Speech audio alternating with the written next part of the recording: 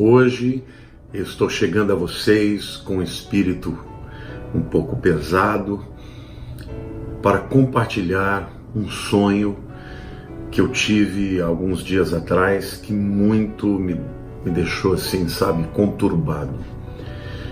Eu acordei no meio da madrugada, eu não me lembro do sonho, mas eu acordei com uma voz me dizendo: é com grande orgulho e com grande tristeza que...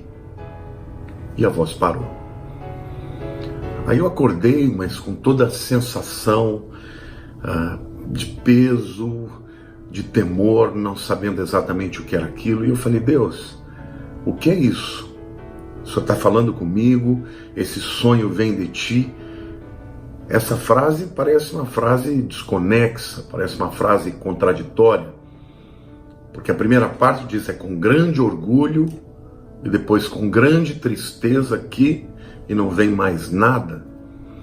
E quando eu perguntei ao Senhor isso, o Espírito Santo falou: o grande orgulho diz respeito à atitude do homem. E a grande tristeza fala do meu coração para com este tempo que está para chegar muito em breve. E aí o Espírito Santo começou a falar comigo e eu levantei de madrugada e escrevi aquilo que ele foi me dirigindo, esta mensagem que eu quero entregar a vocês. E quero pedir a todos que ouçam, percebam que é uma palavra extremamente bíblica e compartilhem com quantos vocês acharem necessários, porque eu creio que o tempo em que esta palavra se cumprirá está muito próximo, já chegou e as coisas vão acontecer em breve. Eu quero começar lendo o texto de 1 Timóteo capítulo 4, versículo 1, que diz o seguinte: ora, o Espírito afirma expressamente que nos últimos tempos alguns apostatarão da fé, por obedecerem a espíritos enganadores e a ensinos de demônios. Foi aí que o Senhor me falou: eu quero lhe mostrar, para que você fale ao meu povo, sobre os 4 passos da apostasia. Nós estamos vivendo um tempo de apostasia nos nossos dias. E é um tempo de letargia, de sono, onde as pessoas estão, parece que, vivendo encantamento e não percebem que estão sendo engolfadas, que estão sendo tomadas por esse espírito de apostasia. E eu quero falar então desses 4 passos para que você identifique, não na sua vida, porque em nome de Jesus eu espero que você não seja enganado por esse espírito, mas na sociedade que vivemos. O primeiro passo da apostasia começa com a dúvida. Satanás, lá no Jardim do Éden, ele lançou a dúvida na palavra de Deus. Ele questionou a Eva sobre a palavra de Deus e sobre a sua veracidade, sobre o cumprimento da palavra. E porque Eva e Adão deram esse espaço para discutir a respeito da palavra de Deus, para refletir, para pensar, eles acabaram sendo enganados pela dúvida e pecaram e foram afastados da presença de Deus. Satanás usou a mesma estratégia com Jesus. Quando Jesus foi tentado no deserto, ele também questionou se Jesus era filho de Deus, quando ele tinha acabado de ouvir no batismo que ele era o filho amado em quem Deus tinha tanto prazer. Diferentemente de Adão e de Eva, Jesus não ficou dialogando com Satanás. Ele não considerou aquela dúvida, ele simplesmente respondeu pela palavra e venceu Satanás lá no deserto. Mas hoje nós estamos vivendo um tempo de muita dúvida nas igrejas. Queridos, pasmem, existem igrejas históricas, igrejas que tradicionalmente foram construídas em cima da palavra de Deus, que hoje estão reunindo seus membros para discutir se a Bíblia é a verdade, para discutir se existe aplicabilidade de alguns aspectos da Bíblia nos nossos dias de hoje. Isso é um grande risco e é o primeiro passo da apostasia. Isso revela uma arrogância da parte dos cristãos e por parte dos homens em questionar a palavra de Deus. Queridos, A palavra é a verdade. Jesus disse: passarão os céus e a terra, e as minhas palavras não passarão. Já houve um tempo, quando eu me converti, que as pessoas diziam: na Bíblia eu creio até na capa. Era uma forma de dizer: creio do princípio ao fim, do Gênesis ao Apocalipse. Hoje, há muitas igrejas que questionam algumas partes, que rejeitam o Velho Testamento, que rejeitam a lei, que rejeitam aspectos da palavra de Deus, como se a palavra de Deus pudesse se tornar obsoleta, pudesse ficar caduca. Pois bem, houve um grande pregador chamado John Stott, que certa vez ele escreveu um sermão chamado The New World and the Old World. É um trocadilho no inglês que quer dizer o novo mundo e a velha palavra. E neste confronto do novo mundo com a velha palavra precisa prevalecer na sua vida, na nossa igreja, na nossa sociedade, porque aqueles que não permanecerem na palavra vão sucumbir. O segundo passo da apostasia é o esfriamento. A palavra de Deus diz assim, Jesus disse: quando, pois, o Filho do Homem vier, porventura achará fé na terra? A Bíblia diz também que o amor de muitos esfriará. E a Bíblia diz que os homens serão amantes de si mesmos e o amor de muitos esfriará. Pois é, as pessoas começam a esfriar quando elas decidem fazer a sua vontade, a revelia da vontade de Deus. As pessoas já não buscam mais a vontade de Deus para decidir sobre as suas vidas. Decidir com quem se casar, decidir o lugar onde devem morar, decidir o trabalho que devem se ocupar. Ou seja, Deus é uma figura que está lá no céu, bondosa, e que eles pedem simplesmente para que abençoe as decisões que eles tomam. E não buscam a Deus para saber a decisão que tomar. E não se esqueçam, queridos, quando pessoas escolhem as suas vontades, muitas vezes elas estão escolhendo o pecado, estão escolhendo o caminho do erro. E eu quero mostrar para vocês nas Escrituras como pessoas que caminharam por esse esfriamento, por essa vontade de fazer aquilo que dá na cabeça, como essas pessoas acabaram mal. Vocês se lembram de Ló? A Bíblia diz que Ló, quando olhou para as campinas do Jordão, ele não orou a Deus para saber se era lá o lugar para onde ele deveria ir. Ele simplesmente achou o lugar encantador e disse: ali eu vou prosperar. O que ele não sabia é que aquelas duas cidades estavam profundamente contaminadas com o pecado e aquela sociedade seria destruída por Deus. Pois bem, na sociedade de hoje, muita gente está fazendo escolhas assim, escolhendo aquilo que é agradável aos olhos, escolhendo aquilo que é aparentemente bom, sem considerar a esfera espiritual daquele ambiente para o qual eles estão se dirigindo, Ló, como todos sabem, terminou mal, porque perdeu a sua família, perdeu a sua esposa, a cidade foi destruída, perdeu os seus bens. As suas duas filhas foram com ele e acabaram ficando sem maridos, e por conta disso embebedaram a Ló para terem os seus próprios filhos e a sua própria descendência. Então Ló é uma figura do homem dos nossos dias, que faz escolhas erradas, baseadas somente no entendimento humano e naquilo que os olhos contemplam e se agradam. O filho pródigo também achou que poderia viver a revelia da presença do Pai. Achou que podia viver a revelia da vontade do Pai. E ele chega até o Pai e diz: Pai, dá-me a parte que me cabe, porque eu quero ir embora. Não se esqueçam, queridos, o Pai estava vivo. Herança a gente recebe quando os pais morrem. E o filho pródigo literalmente matou o seu pai no seu coração, porque ele não queria viver com ele e queria aquilo que ele podia lhe dar. O resultado disso foi viver uma vida dissoluta, perdeu tudo que tinha e só pôde recuperar porque se arrependeu e decidiu voltar para a presença do Pai. Então, eu quero dizer para vocês que o esfriamento é um estágio muito perigoso, porque a pessoa que está esfriando, ela ainda não identificou no seu coração que ela está em rebelião contra Deus. Ela simplesmente começa a ter aquele sentimento de: olha, não estou me sentindo muito bem, puxa, não estou feliz, acho que meu lugar não é aqui, e começa a buscar outros caminhos. São pessoas que decidem mudar de igreja, são pessoas que decidem mudar de família, mudar de casamento, mudar de amigos. Por quê? Porque a sua vida não está muito bem, né?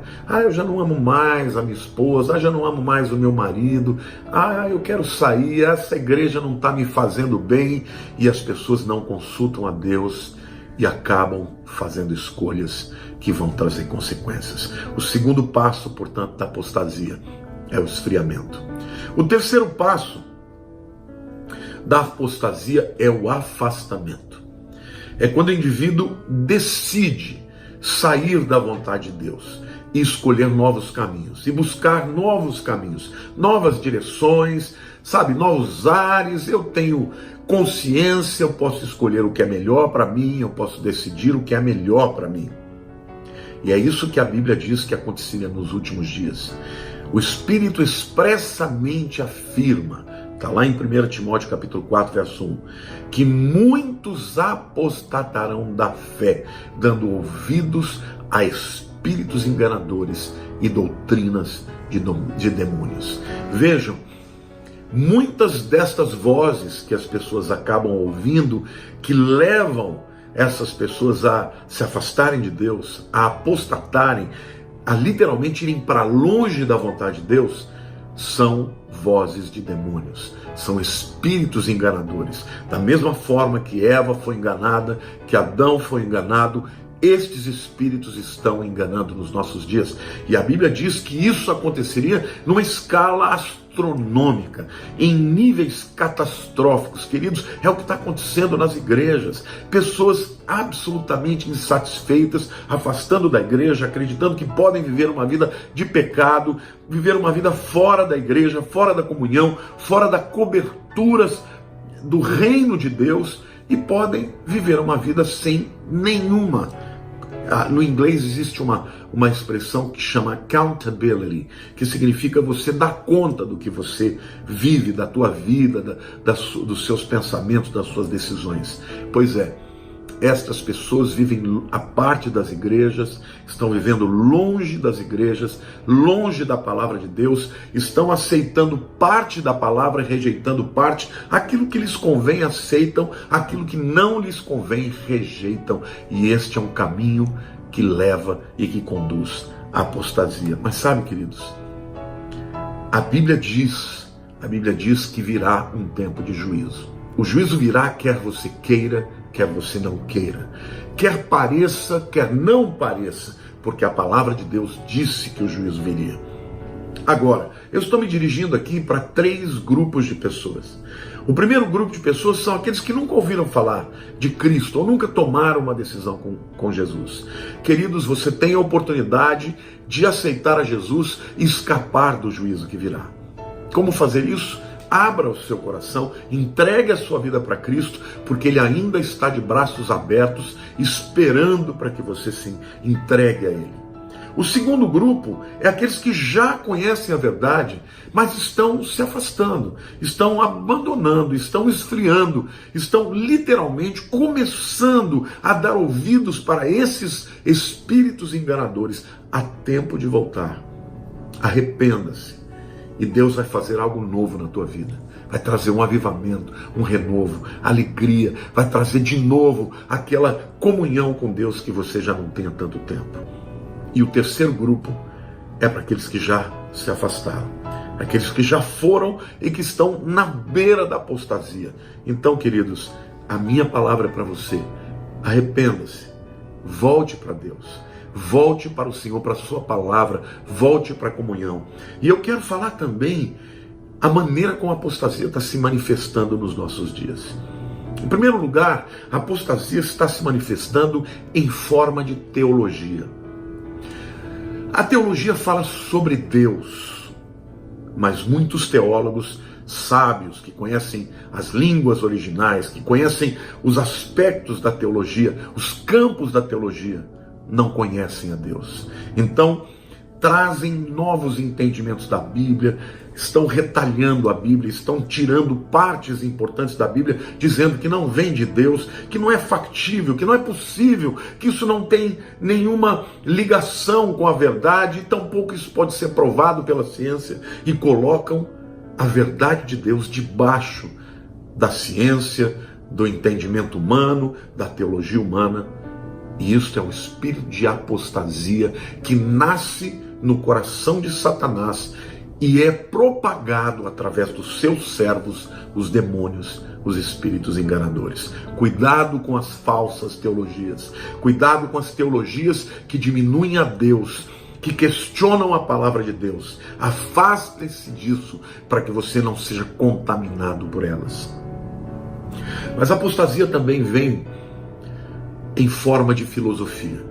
E a filosofia nada mais é do que o entendimento humano a respeito da vida, a respeito do universo, a respeito de Deus, a respeito do céu, do inferno e de tudo que é o mundo espiritual. Na filosofia, nós vivemos na chamada era da pós-modernidade, ou a era pós-cristã. Por quê? Porque o cristianismo está sendo absolutamente rechaçado pela sociedade de hoje. Tem muita gente que nunca ouviu falar de pós-modernidade. Pastor, o que você está falando? Querido, você pode não ter ouvido falar deste nome, dessa nomenclatura filosófica, mas você certamente já ouviu falar de algumas máximas que eles propõem. Por exemplo, a verdade para mim pode não ser a verdade para você. A sua verdade não é a minha verdade. Isso é pós-modernidade. E isso é um engano, porque ou é verdade ou é mentira. Algo ou é verdadeiro ou é falso. Ou é de Deus ou não é de Deus. Ou vem da luz ou vem das trevas. Mas esta é a filosofia que se prega hoje. A verdade, ela se adequa a qualquer um. O seu caminho pode não ser o meu caminho. Mas se você estiver em São Paulo e pegar a Dutra, por exemplo, você vai chegar no Rio de Janeiro. Você não vai chegar no Rio Grande do Sul. Então, a verdade é uma só. O caminho é um só. E esse caminho é Jesus. Quer ver outra coisa que eles falam muito? Olha, a nossa escola ensina as crianças a ter pensamento crítico. Pensamento crítico a quê? A palavra de Deus. Pensamento crítico a quê? A verdade absoluta da Bíblia. As escolas de hoje estão ensinando os nossos filhos a duvidarem de Deus. Então, o que se critica não é qualquer coisa. Não é um pensamento crítico, inclusive, à sociedade de hoje. É um pensamento crítico às verdades absolutas da palavra de Deus. Isto é espírito de apostasia. Isso está entrando dentro das igrejas. Por quê? Porque os pais trazem os filhos à igreja, mas enviam os seus filhos para as escolas que estão sendo treinadas e cujo objetivo é único, é destruir a fé cristã e a sociedade cristã. A filosofia de hoje visa desconstruir a verdade. Literalmente quer destruir tudo, porque este é o instrumento de Satanás que vem para roubar, matar e destruir.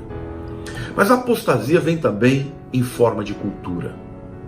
A cultura de hoje, quando eu falo de cultura, eu falo de cinema, de televisão, de novelas, de música, de shows, de arte. A cultura de hoje é contra Deus, irmãos. Você pode ver como a maioria das novelas são contra Deus, são contra a palavra de Deus, como os filmes de hoje estão ridicularizando a nossa fé. Não pense você que a cultura deste mundo vai ajudar na nossa fé. Ao contrário, a Bíblia diz que o mundo é inimigo de Deus. Então, a gente vê muito na cultura de hoje as pessoas pedindo tolerância à sua maneira de viver.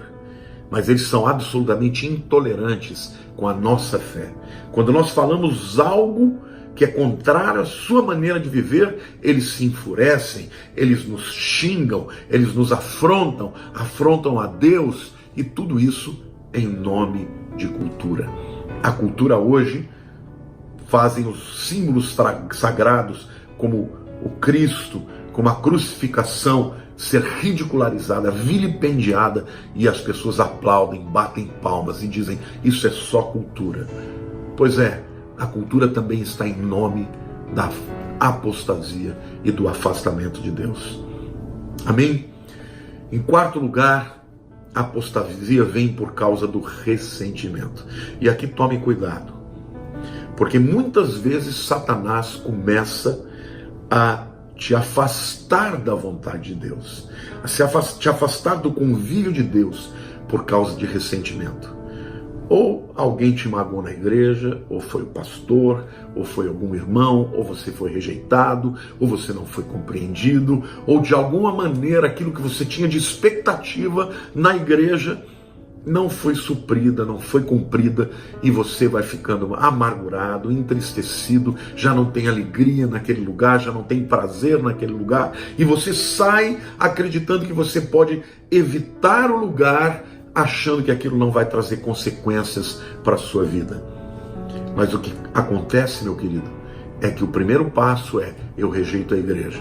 Depois eu não rejeito a igreja, eu rejeito o povo de Deus. Depois eu rejeito mais do que o povo de Deus, eu rejeito a sua fé, as suas convicções, eu rejeito a palavra. E aí as pessoas vão vivendo cada vez mais distantes da vontade de Deus. Sabe, meus amados, cuidado com a amargura. A Bíblia diz que a raiz de amargura abre porta para demônios. E muitas pessoas apostatam da fé por causa de raiz de amargura. Mas eu quero terminar a minha palavra dizendo que este sonho que Deus me deu, o Espírito Santo falou comigo: filho, avise o meu povo que do mesmo jeito que a porta está aberta, haverá um tempo em que ela se fechará. E a porta se fechará, meus queridos. E quando se fechar, virá um tempo de juízo. A Bíblia diz: há caminhos que para o homem parecem direitos, mas que afinal são caminhos de morte. Quando a porta se fecha, a oportunidade acaba. A porta se fechou no Éden, e Adão e Eva não tiveram mais acesso à presença de Deus. A porta da arca se fechou.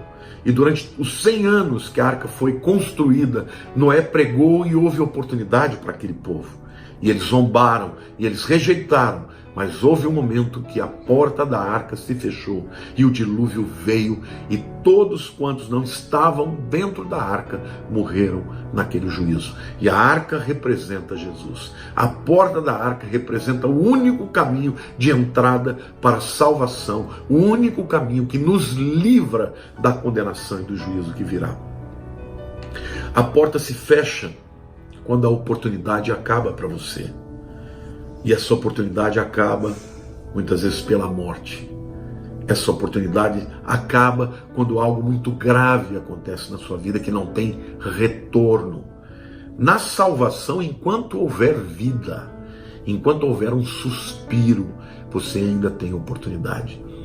Mas a Bíblia diz que existem pessoas que ouvem a palavra de Deus e que vão ouvindo e não respondem a esta palavra. E a consciência vai sendo cauterizada até o momento que a pessoa já não sente absolutamente nada, nenhuma culpa, nenhum arrependimento pelo pecado. Você sabe o que é o cautério? O cautério é um instrumento que era muito utilizado na antiguidade para sarar a ferida. Para evitar que uma ferida produzisse uma infecção, eles pegavam um ferro quente, em brasa, e botavam na ferida. E aquilo queimava imediatamente a ferida, matava todas as bactérias. Mas aquela área que era cauterizada ficava insensível. Morria. A pessoa não sentia mais nada. E quando a Bíblia fala de uma consciência cauterizada, é um indivíduo que depois de muito ser advertido e não ter se arrependido, o pecado já não produz mais tristeza. E a pessoa começa a achar natural e está caminhando para a apostasia. Então, meu querido, toma cuidado. Se você está vivendo uma vida de apostasia, caminhando para o abandono da sua fé, arrependa-se, volte para Deus, que tem misericórdia, tem o desejo que todos se salvem. Deus não tem prazer na morte do ímpio, diz Jeremias. Amém?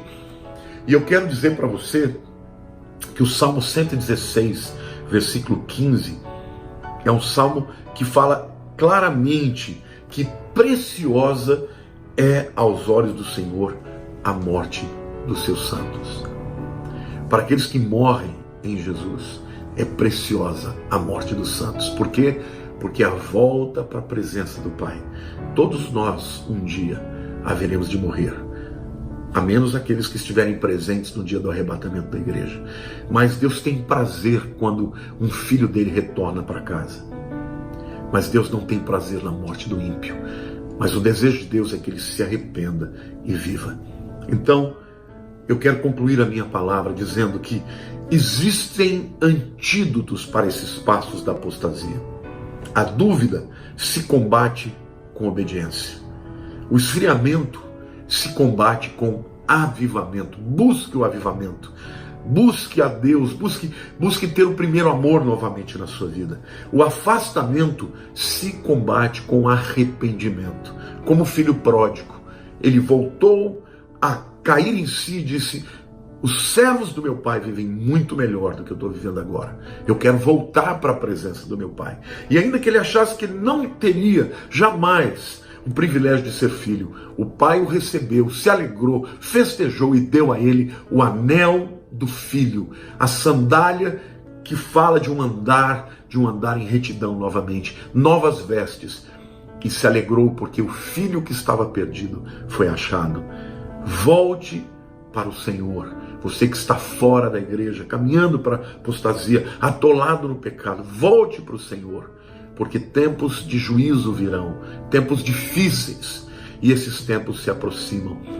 E por último lugar, eu quero terminar dizendo que a porta fechada se combate com urgência. O tempo é agora, não é amanhã, é agora. Você está me ouvindo? Agora tome uma decisão e volte para Deus. Eu termino com o Salmo 95, os versos 7 a 11, em que Deus faz uma grande advertência ao seu povo. Diz assim: Ele é o nosso Deus, e nós, o povo do seu pasto e ovelhas de sua mão. Hoje, se ouvirdes a sua voz, não endureçais o coração, como em Meribá, como no dia de Massá no deserto, quando vossos pais me tentaram, pondo-me à prova, não obstante terem visto as minhas obras. Durante 40 anos estive desgostado com esta geração e disse: é povo de coração transviado, não conhece os meus caminhos, por isso jurei na minha ira, não entrarão no meu descanso. Hoje, se ouvirdes a sua voz, não endureçais o vosso coração. Queridos, este sonho que Deus me deu mostra claramente dois sentimentos absolutamente contrários de Deus e dos homens apóstatas. O que está no coração dos homens apóstatas é o orgulho. E o orgulho é o primeiro pecado do universo. É o pecado de Lúcifer. E o coração de Deus é de grande tristeza, porque Deus haverá de julgar os ímpios, as impiedades e todos esses pecados e afrontas que se acumulam nos nossos dias no mundo de hoje. Mas você pode ficar fora disso se você se arrepender e se invocar o nome do Senhor. Se você ainda não confessou Jesus como seu Salvador, fale com Ele assim: Senhor Jesus, perdoa os meus pecados. Eu creio que o Senhor morreu naquela cruz para perdoar os meus pecados. Escreve o meu nome no livro da vida. Eu creio no Senhor e através da minha fé eu quero ser filho do Deus Altíssimo. Em nome de Jesus eu oro. Queridos, amo todos vocês. Passem essa mensagem adiante. É uma mensagem de urgência. Um beijo grande no seu coração.